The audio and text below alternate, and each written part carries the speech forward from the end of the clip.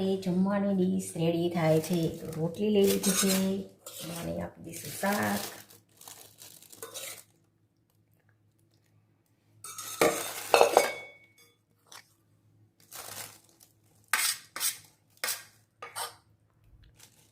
સંભારો અને વઘારેલા ભાત છે.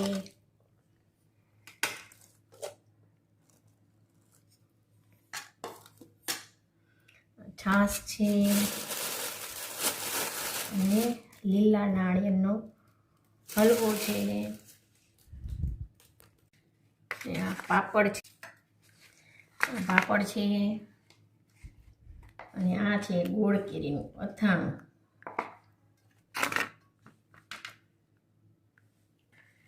મારા બાની ડીશ રેડી છે અને હવે એને જમવા આપી દેવાનું છે.